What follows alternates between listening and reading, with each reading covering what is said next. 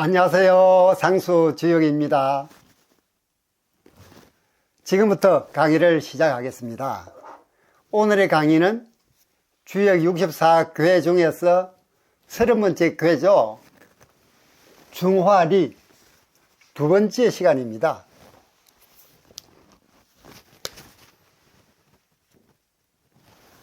우리가 지난 시간에 뭘 배웠죠? 지난 시간에는 중화리 교회에 대한 교명, 교상,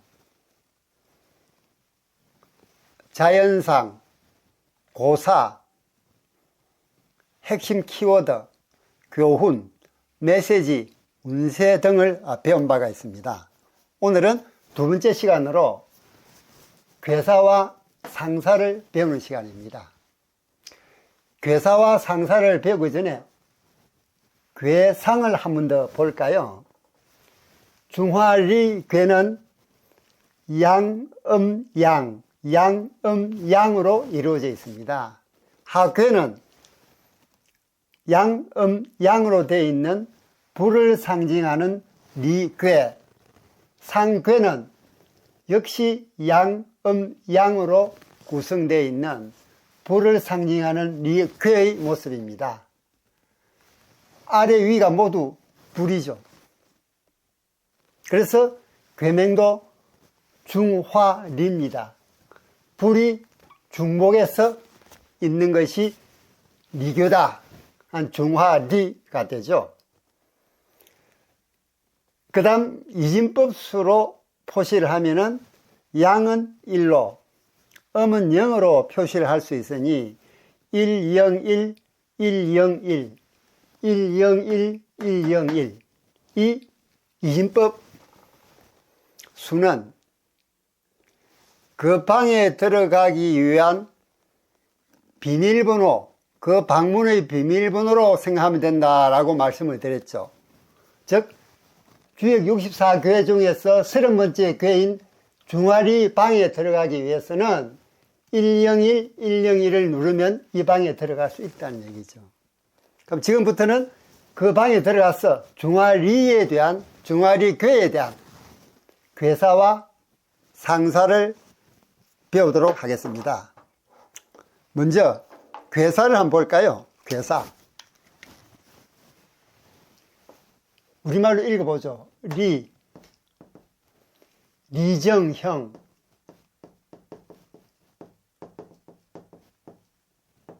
그 다음 흉빈우,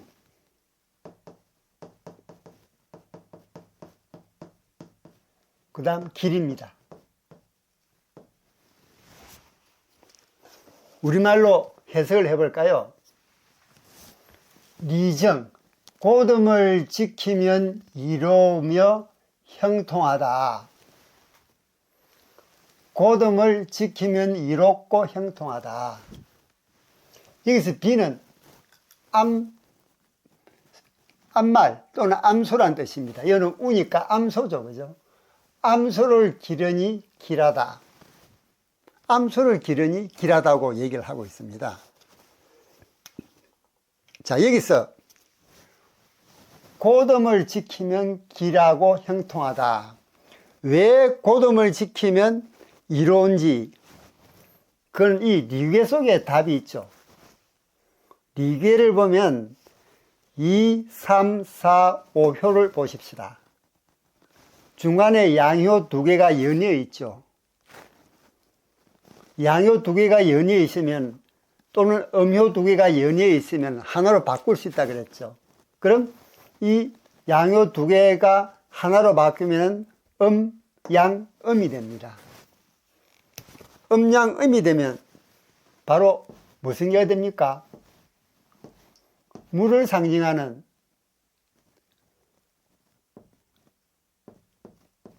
감개죠, 그죠? 감개. 우리가 지난 시간에 배운 중수감개가 됩니다. 중수감개에서 물을 상징하는 감은 무슨 물상이 있느냐? 여기에 고듬이라고, 고듬. 발음. 바로 정이죠. 이 정입니다. 이 괴상 자체에 벌써 발음이라는 물상을 내포하고 있는 것이죠. 그래서 이 2, 3, 4, 5효로 구성된 물을 상징하는 관계에 고듬 또는 발음이라는 물상이 있기 때문에 리정이 나온 것입니다. 그리고 리의 가운데 음효. 자, 하괴도 리고 상괴도 리입니다. 그리고 가운데 2효와 5효가 음효로 되어 있습니다. 저 가운데 효가 모두 음효로 되어 있죠. 볼까요? 양, 양이죠. 양을 보면 이 가운데 음효는 불을 상징하는 리괴에 있어서 가운데 이 음효는 곤에서 왔다고 얘기를 합니다.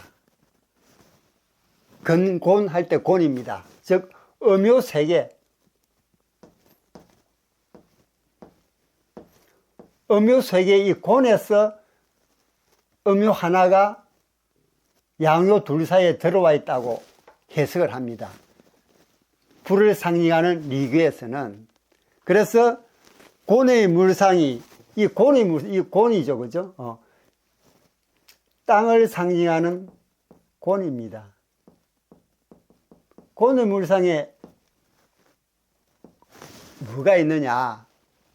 곤의 물상에 송아지 또는 암소,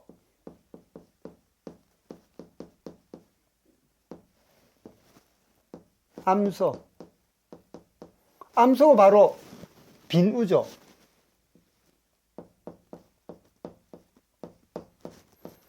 암소가 바로 빈우, 여기 나오는 빈우입니다. 암소가 있으므로 빈우, 즉 암소로 나타난다. 또 이 리괴 속에, 여기 리괴죠, 그죠? 이 리괴 속에 뭐가 있느냐? 리괴 속에 집을 상징하는 감이 있고, 자, 여기 보면 2, 3, 4, 5효 양, 양, 음이죠. 그래서 우리가 양, 음으로 바꿀 수 있다 그랬죠. 왜냐하면 양효 두 개가 연이어 있으니 하나의 양효로 바꿀 수 있다 했습니다. 그래서 양, 양, 음이 양, 음으로 바꿨죠. 그래서 물을 상징하는 관계가 된다고 했습니다. 여기에는 고등과 발음의 물상이 있는가 하면 축사는 축사.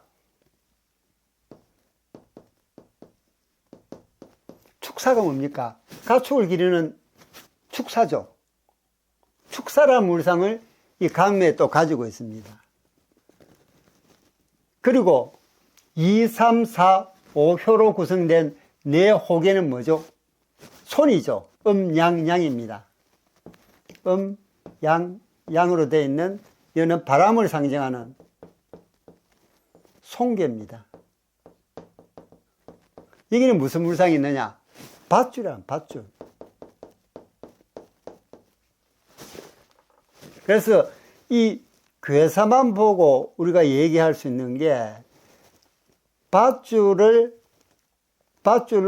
소를 묶어서 축사에 메어둔다는 물상으로서 우리가 이걸 해석을 할 수가 있죠. 그죠? 흉비누, 암소를 기른다는 얘기는 밧줄로 암소를 묶어서 축사에 메어둔다. 그러면서 기르는 거죠. 이런 식으로 물상으로 벌써 우리 이 괴사를 다 해석을 할 수가 있는 것입니다. 또 이 리의 물상에는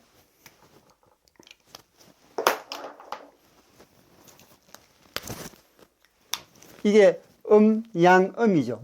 리의 물상이죠. 그죠? 이 리의 물상입니다. 이 리의 물상이 바로 여기 이 리의 물상이죠. 리의 물상에는 불이나 전투, 불 또는 전투, 이런 남성적인 또 전투적인 모습이 많이 나옵니다. 그 이유는 실제로 리괴에 보면 리괴는 가운데 있는 음효가 주인공이라 했습니다. 그럼에도 불구하고 리괴에서 불이나 전투 같은 남성적이고 전투적인 면을 모사한다는 얘기는 역으로 그 안에 들어있는 음효, 전 유순한 음효의 반대된 측면을 강조하는 그런 의미를 가지고 있는 것입니다. 더불어 전투에서 중요한 것은 명분입니다. 싸울 만한 이유가 있어야 그 싸움이 이롭고 빛날 수가 있죠. 그런데 이번에 일어난 미국과 이스라엘이 이란을 침공한 것은 누가 봐도 명분이 그럴듯하지 않습니다. 그래서 세계 각국으로부터 많은 비난을 받고 있는 것이죠. 그래서 스스로 옳지 않으면 어떤 싸움도 정당화되지 못합니다. 이 괴사에서 고dom을 상징하는 정이 앞으로 나와 있는 것도 이 리괴가 전투라는 물상이 들어있으니 이 전투를 할 때는 반드시 고dom이 있어야 된다. 즉 명분이 있어야 된다. 그래야 그 싸움이 이롭고 승리를 해도 빛이 날 수 있는 것입니다. 그런데 이번에 일어난 이란과의 전쟁은 어떤 명분이 뚜렷하지 못했습니다. 그래서 세계 각국의 지탄을 받고 있는 것이죠. 자, 지금까지 괴사를 중심으로 물상으로 설명을 드렸습니다.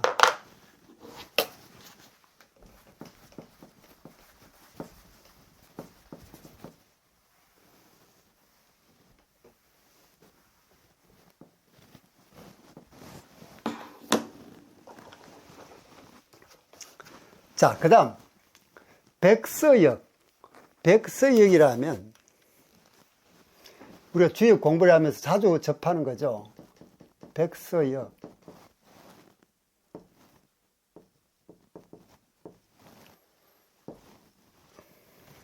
주역의 또 다른 하나의 필사본입니다.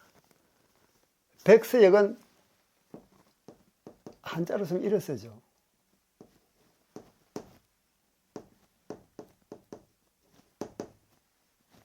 백서역, 즉 비단으로 만든 필사본 역입니다. 그걸 우리가 백서역이라 그럽니다. 백서역에 보면 이 리괴를 하지 않고 라괴를 합니다. 라괴.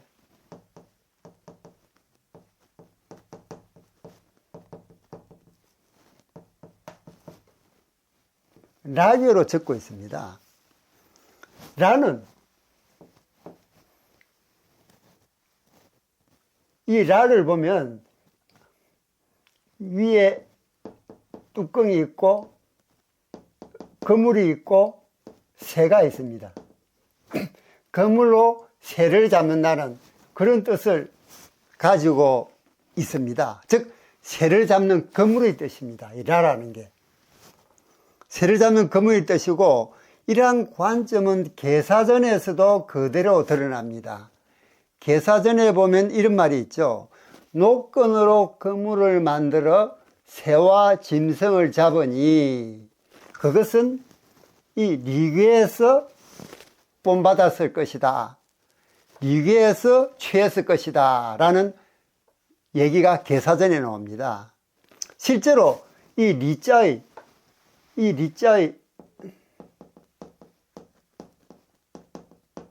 각골문을 보면 우리가 이걸 파자했을 때도 봤죠. 그죠? 앞에 리는 그물리고 뒤에 추는 새추라 했습니다. 실로 그물을 만들어 새를 잡는다고 그랬죠. 그죠? 그래서 실제로 리자의 이 갑골문을 보면은 그물로 새를 잡는 모습이 생생하게 드러나고 있습니다. 여기서 우리가 리괴를 해석함에 있어서 음효와 양효로 살펴본 괴상, 음효와 양효로 살펴본 괴상을 측면에서 한번 보도록 하죠. 리괴는 자연의 모습으로 보면 위에도 아래도 불이고 위에도 불입니다. 불이 거듭 타오르고 있죠. 불은 물과 달라서 바깥은 밝지만 안은 어둡습니다. 바깥은 양효니까 밝죠. 그러나 안은 음효로서 어둡습니다. 우리는 불은 안팎이 다 밝은 것으로 생각하지만 실제로는 불은 바깥은 밝지만 안에는 음효가 들어있기 때문에 어둡습니다. 그래서 리괴의 중심은 양효가 아니라 음효가 됩니다. 하괴도 상괴도 마찬가지입니다. 그래서 즉 불을 상징하는 리괴는 안에 있는 음효가 불을 태우는 연료에 해당이 됩니다. 그래서 연료가 없으면 불은 일어나지 않습니다. 불은 붙지가 않죠. 그래서 반드시 불은 안에 연료가 있어야 됩니다. 즉 독자적으로 존재할 수가 없는 것이죠. 연료가 있어야 반드시 거기에 의존해서 일어나는 것이 불입니다. 따라서 리의 중심은 음효입니다. 음효. 우리가 다음 시간에 배우겠지만 이 6개 효 중에서 2효와 5효, 즉 음효에 해당하는 2효와 5효의 효사에만 길하다는 호사가 나옵니다. 그 정도로 리괴에서는 뜻밖에도 밝은 양효보다도 어두운 음효가 주인공으로 되어 있다 하는 부분을 우리가 여기서 알 수가 있겠습니다. 다음, 이 화, 불을 나타내는 화죠. 불을 나타내는 화를 갑골문을 보면 이렇게 되어 있습니다. 이게 갑골문입니다. 갑골문에 나타난 것은 이렇습니다. 다음, 금문에는 어떻게 되어 있느냐? 금문에 나타난 불을 보면 불화자를 보면 이렇게 되어 있어요. 중간에 있는 꽃갈모자 같은 반삼각형이 있죠. 그죠? 이 삼각형은 옛날에는 이 꽃갈모자 이게 음을 나타내요. 음을. 그 당시에는. 즉 갑골문은 주로 상나라 시대, 금문은 주로 주나라 시대의 글자 형태입니다. 상나라 시대 갑골문을 보면 이 불이라는 것은 말 그대로 불이 일어난 모습이죠. 이런 모습을 띠고 있지만 금문으로 들어가면은 불화자하고 이 화자하고 비슷합니다. 이 중간에는 이 꽃갈이 음효에 해당되고 바깥에 있는 두 개의 횡으로 되어 있는 게 양효입니다. 그래서 불화자는 주역의 리괴와 상당히 유사합니다. 거의 같죠? 이게 음보고 이 양호입니다. 그래서 그때부터 이 불화자와 금문의 불화자와 주역의 리괴는 유사한 점을 띠고 있다. 즉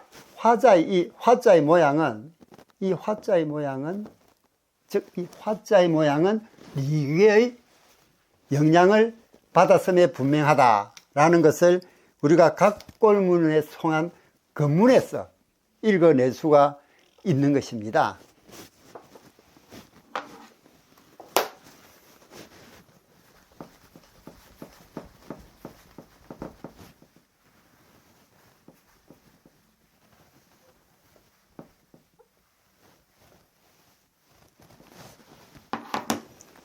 자, 다음 상사를 한번 볼까요? 상사.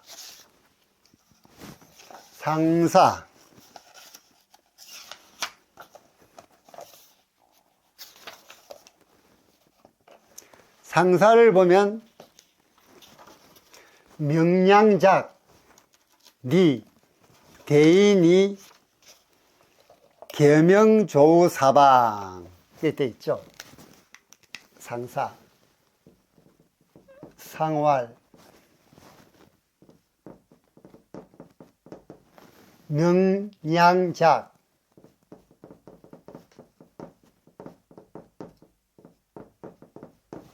리,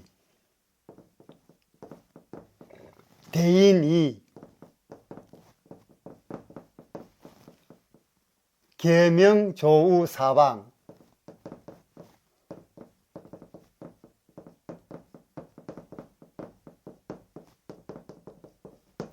이렇게 읽을 수가 있겠습니다. 이를 우리말로 번역을 해볼까요? 이 명은 밝을 명자죠. 밝음도 되고 해도 됩니다. 해가 연이어 또는 반복하여 떠오르니 작은 만들다는 뜻도 있지만 아래에서 위로 솟아오른다는 그런 의미도 가지고 있습니다. 해가 연이어서 또는 반복하여 떠오르는 것이 리괴다. 대인은 이를 보고서 밝음을 계속하여, 불 두 개가 연이어 있죠. 그래서 대인이 밝음을 이어, 밝음을 계속하여 또는 밝음을 이어 사방을 비춘다. 다시 한번. 명은 밝음도 되지만 해도 됩니다. 해가 연이어서 떠오르니 그게 리괴다. 화가 밝음도 되고 해도 된다고 말씀드린 거죠. 대인은 이를 보고서 밝음을 계속 사용하여 밝음을 이어 사방을 비춘다 라고 해석을 할 수가 있겠습니다. 여기서 리는 밝음과 해를 상징합니다. 상하가 모두 리로 되어 있어 해가 매일 반복하여 떠오름을 유추할 수가 있습니다. 여기서 작은 조금 전에 설명드렸듯 아래에서부터 위로 기가 솟아오름, 즉 떠오름을 설명하고 있습니다. 해는 오늘도 내일도 계속 떠올라 만물을 비추면서 큰 덕을 가진 이는 이를 본받아 덕을 행한다. 큰 덕을 가진 이는 이를 본받아 덕을 행한다. 큰 덕을 가진 이는 일반적으로 옛날에 군주였습니다. 그래서 남쪽으로 햇빛을 보면서 태양을 보면서 그 태양의 밝은 빛을 본받아 선정을 베푸는, 그게 옛날 사람들의 생각하는 군주의 올바른 행동이었습니다. 얘기라 그러면 지난 시간에 말씀드렸듯 유교 경전의 5경 중에 하나가 얘기입니다. 주나라의 예를 기록한 책이죠. 얘기에서 보면 상나라를 세운 탕임금, 탕임금은 상나라를 세웠습니다. 탕임금이 세수대에 새겼다는 탕지반명, 탕은 상나라를 세운 탕임금입니다. 탕지반명,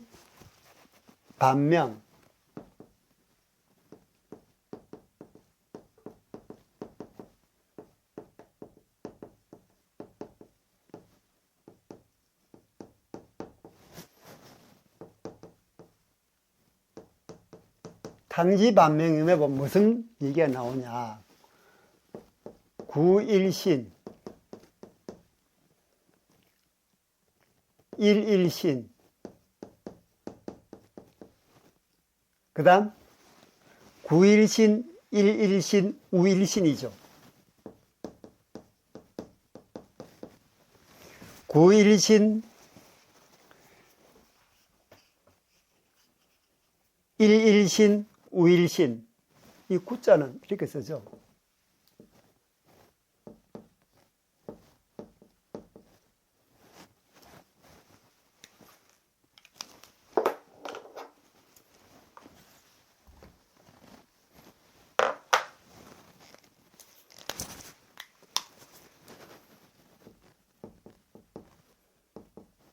구일신, 일일신,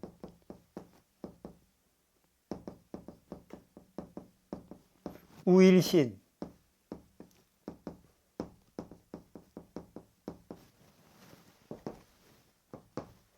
어디서 많이 봤죠? 구일신, 일일신, 우일신을 얘기하고 있습니다. 즉 탕왕이 세숫대에 새긴 글자에 구일신, 일일신, 우일신을 새겼는데 그 뜻은 진실로, 이 구자는 진실로 할 때 구자입니다.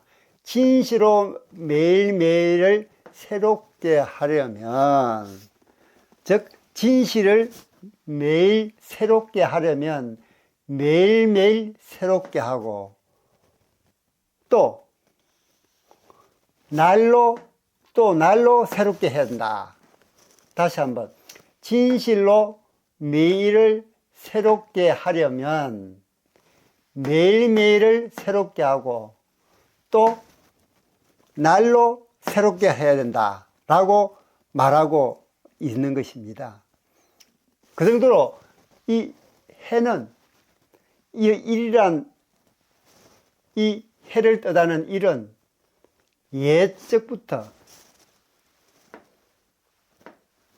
큰 덕을 가진 사람이 나라를 다스림에 있어서 으뜸으로 여겼던 그 태양입니다. 그 해입니다. 그래서 이 리에 또는 화에는 이 태양이라는 뜻이 함축되어 있는 이유가 바로 이 이유 때문입니다. 우리 일반적으로 일일신, 우일신으로 쓰지만 그 앞에 구일신이 있는 거죠. 그러니까 이게 상나라 세운 사람이 탕왕이니까 탕왕이 이 문구를 썼다 그러면 이 역사가 벌써 3000년 이상이 되는 거죠.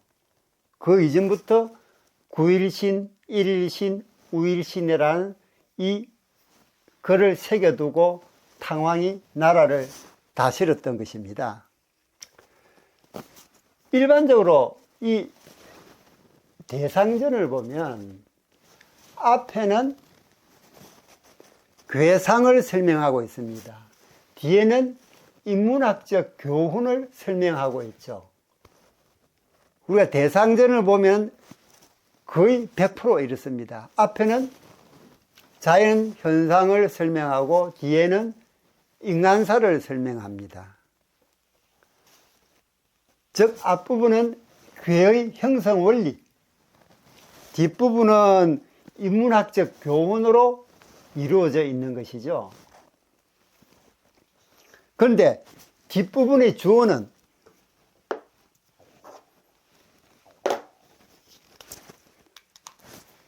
여기는 대인으로 되어 있죠. 대인, 그죠? 대인으로 되어 있습니다. 대인으로.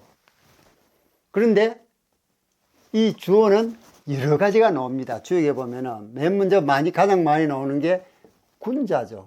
군자. 그 다음 많이 나오는 게 선왕입니다. 그 다음에 후. 그 다음 나오는 게 군자, 선왕, 후. 그 다음에 대인. 그 다음에 상. 군자가 53개, 선왕이 7개, 후가 2개, 대인이 하나, 상이 하나. 합하면 어찌 되죠? 64죠. 64개의 대상전 주어는 군자가 53개, 선왕이 7개, 후가 2개, 대인이 하나, 상이 하나인데 그 대인이 여기 나오고 있습니다. 중화리교의 대상전에 대인이 나오고 있는 것이죠. 보통 이 뒷부분의 주어가 얘기하는 인문학적 교훈은 정치, 제사 또는 수덕, 수덕이라면 덕을 쌓는다는 얘기죠. 수덕. 정치, 제사, 수덕을 주로 얘기를 하고 있습니다. 우리 상수주역 TV에서 역경만 공부를 하고 있죠. 역경이라 하면 뭡니까? 지난 시간에도 말씀드렸지만 주역은 역경 더하기 12기라 했습니다. 그쵸? 역경은 괴사와 효사가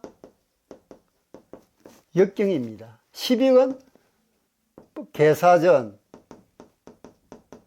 서계전 쭉 10개가 있는 것이죠. 그래서 원래 역경은 이게 점서에서 시작이 된 거죠. 원래 역경은 점서에서 시작이 된 겁니다. 역경은 점서. 그리고 12은 12점서에 12감이 됨으로써 비로소 이 철학서가 되는 거죠.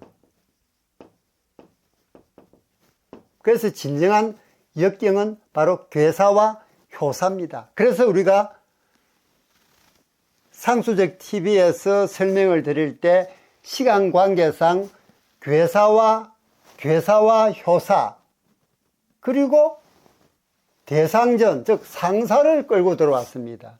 상사는 여기 나오지 않죠. 여기 나옵니다. 12개 있습니다. 상사는 12개 들어가 있습니다.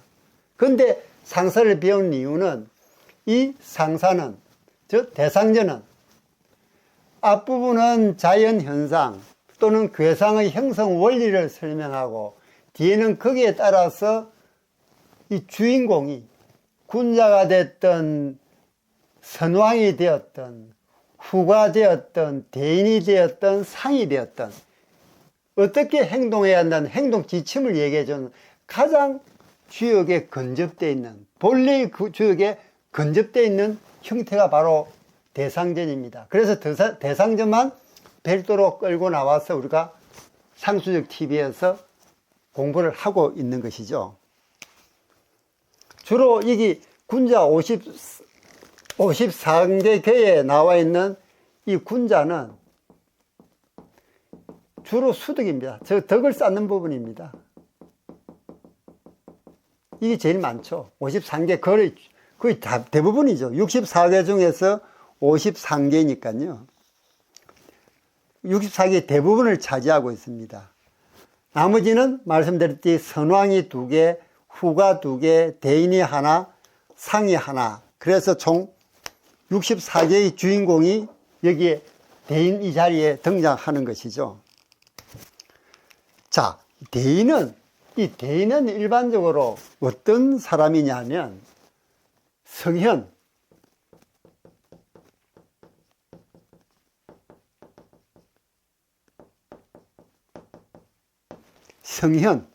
성현이나 선왕을 지칭합니다. 성현이나 선왕.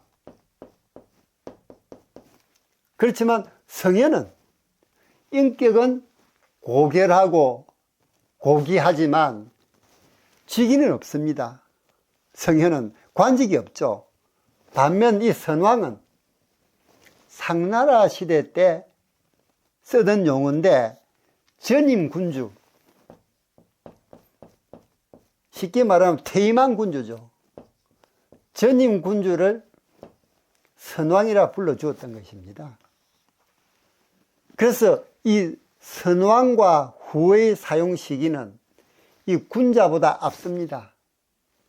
또 후의 사용 시기는 선왕보다 앞섭니다. 굳이 순서를 따지면 후가 제일 먼저, 선왕이 2번째, 군자가 3번째가 되겠습니다. 여기 하나씩 있는 대인이나 상은 특별한 경우이니까요. 제외하고 이 3개 순서를 따질 때 후가 가장 먼저 쓰였고 2번째는 선왕, 3번째가 군자 순서로 이 주인공이 나타나고 있습니다. 자, 이 후는 또 그럼 누구냐? 이 후는 선왕은 상나라 시대 때의 전임 군자를 했습니다. 전임 군주. 그럼 후는 상나라 이전인 하나라 시대의 후입니다. 이 후는 바로 하나를 설립한 우왕을 얘기하죠. 우왕. 후는 하나라 시대의 군주입니다. 그래서 하나라가 상나라보다 앞서 있으니 후가 먼저 쓰이고 그 다음 선왕이 나타나고 세 번째 군자가 등장하는 것입니다. 그러므로 주어 이 자리에 후가 등장하는 게 태계와 국계입니다. 태계 12번째죠. 그 다음에 국계 44번째입니다. 이 태계와 국계에서는 대상전의 주인공이 후가 등장합니다. 그런데 이 후는 상나라 때의 왕을 지칭하는 것이기 때문에 이 태계와 국계의 대상전은 하나라 때 내려왔다고 우리가 볼 수가 있는 것이죠. 또 선왕이 주로 사용됐던 이 7개, 이거는 비계를 비롯한 6개 계, 8번째 계인 비계 외에 6개 괴는 이 선왕이 나옵니다. 이 선왕은 상나라 때의 전임 군주니까 이 선왕이 주인공으로 등장하면은 그건 하나라 지난 상나라에서 지칭하던 군주다라고 보시면 되겠습니다. 자, 그럼 여기서 주역의 대인은, 여기 대인이 있죠, 그죠? 이 대인. 여기 지금 대인이 나오고 있습니다. 이 대인은 누구일까요? 여기서는 대상전에서는 대인이 주인공으로 한 밖에 나오지 않지만 주역 전체의 내용을 보면 대상전 외에는 괴사에서도 나오고 효사에서도 나오고 군데군데 대인이 나옵니다. 그럼 대인은 과연 누구일까요? 주역에 등장하는 대인은 크게 5가지입니다. 리괴의 대상전에 나오는 대인, 건괴의 대상전에 나오는, 건괴의 문은전에 나오는 대인, 괴효사에 나오는 대인, 이견대인으로 나오는 대인, 용견대인으로 나오는 대인에서 하나, 둘, 셋, 넷, 5 군데에 이 대인이 등장합니다. 먼저 리괴의 대상전에 나오는, 리괴의 대상전은 바로 이게 리괴죠, 그죠? 리괴의 대상전에 나오는 대인은 누구냐? 볼까요? 대상전은 우왕이 세운 하나라의 연산력에서 발전되어 왔다. 말씀드렸죠, 그죠? 이 후라는 것은 하나라의 일대 군주였던 우왕으로부터 시작된 게 이 후입니다. 그래서 대상전은 주역의, 주나라가 만든 주역에서 시작된 게 아니고 하나라의 연산력에서 발전되어 왔다. 연산력은 상계에서부터 하계로 차례로 괴상을 봄으로써 인문적인 계시를 얻었는데 이를 하늘을 통하여 인사를 밝힌다. 하늘의 형상을 통하여 인사를 밝힌다 라고 설명합니다. 하나라의 연산력 시기에는 괴상과 점성, 괴상과 점성, 점치될 점이고 별성자입니다. 점성은 엄격한 구분이 되지 않은 상태였으므로 리괴가 상징하는 대인은 바로 천자를 상징합니다. 하나라 시대에 사용되었던 그 대인, 즉 리괴에서 사용되는 대인은 바로 천자를 상징한다. 천자를 의미한다. 왜? 괴상과 점성이 분리되지 않고 재정일치 시대죠. 정치와 제사가 같이 일치된 그런 시대이기 때문에 바로 하늘을 대신한 천자를 의미한다 라고 리괴 대상전은, 대인은 그렇게 해석을 했습니다. 천자. 다음 근귀의 문헌전. 근귀의 문헌전에 보면 무릇 대인이라 하면 천지와 그 덕을 함께하고 일월과 그 밝음을 함께하며 사시와 사시면 사계절 말하죠. 사시와 그 순서를 함께하고 귀신과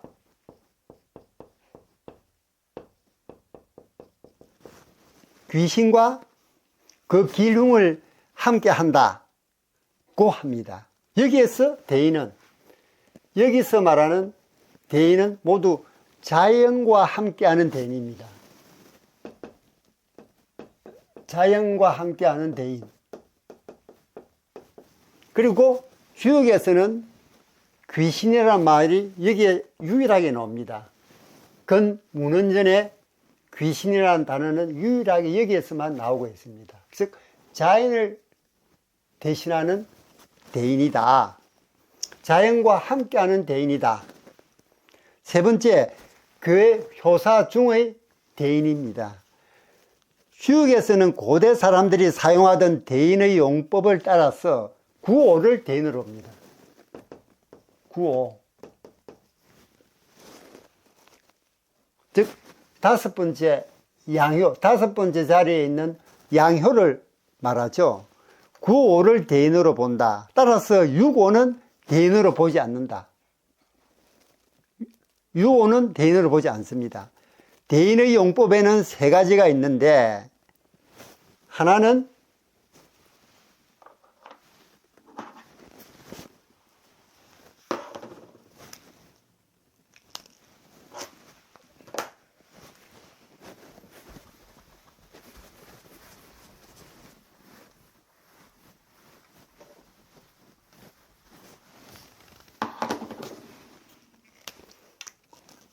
용법이 세 가지 있는데, 하나는 대인, 다른 하나는 이견대인,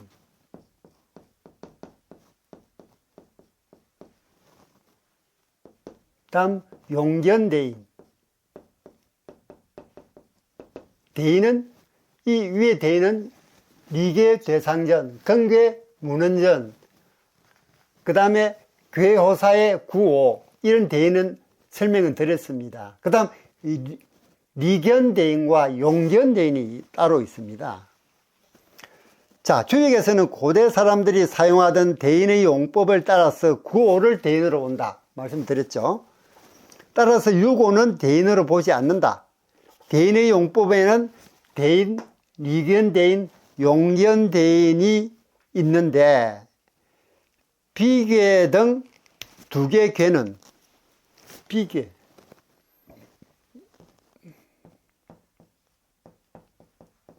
12번째 개죠. 비계 등, 비계 외 두 개 개. 비계 등 두 개 개는 모두 구호를 대인이라 부르며, 똑같죠, 그죠? 구호를 대인으로 부릅니다. 비계의 유기와 구호는, 이 비계의 유기와 구호는 서로 정합니다. 비계 한번 해볼까요? 어떻게 되죠? 괴상을 그리면은 천지비죠.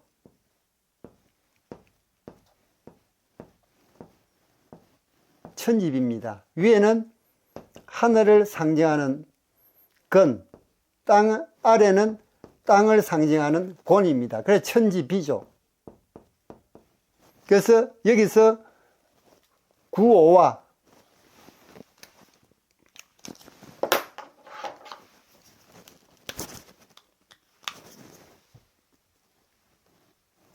구호와 유기는 서로 상응하면서 정응합니다.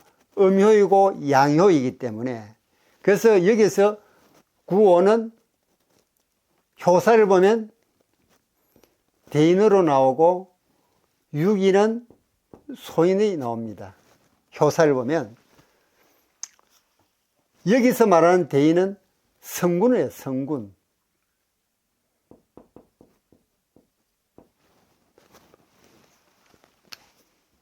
그 다음 이견대인, 이견대인을 볼까요? 이견대인은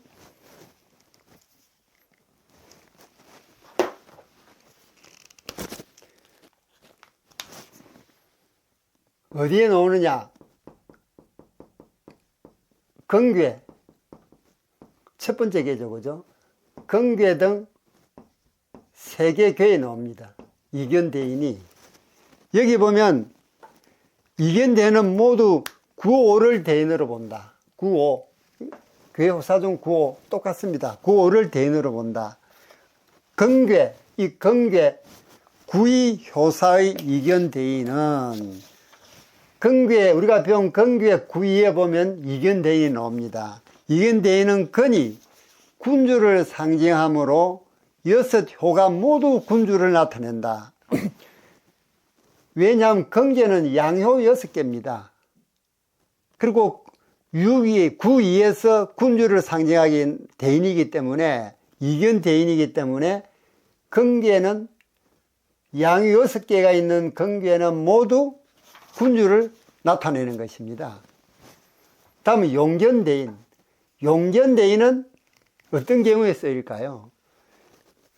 지풍성괴, 성괴 있죠? 지풍성 어떻게 됩니까?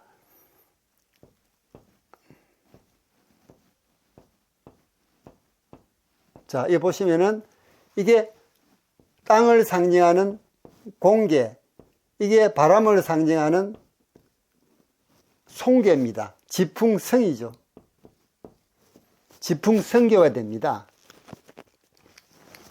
이 지풍성괴에서만 유일하게 용견이 나오는데 지풍성괴 괴사의 용견대인은 백서역, 제가 처음 시작할 때 백서역, 비단필사본의 역을 백서역이라 그랬죠. 백서역에는 용견대인으로 되지 않고 이견대인으로 되어 있습니다. 어쨌든 성괴가 지풍성괴가 유일하게 유고를 대인으로 할 뿐 다른 모든 괴사와 효사의 대인은 구오를 지칭한다. 여러분은 구오를 보시면 되겠습니다. 구오가 대인이다. 유고는 음효를 가진 군주로서, 즉 지풍성의 유고는 음효죠. 음효입니다. 양양, 음이니까 유고는 음효임에도 불구하고 용견대인으로 나오고 있는 것입니다. 유고는 음효를 가진 군주로서 이견대인이라 하지 않고 용견대인으로 부른다 라고 되어 있습니다.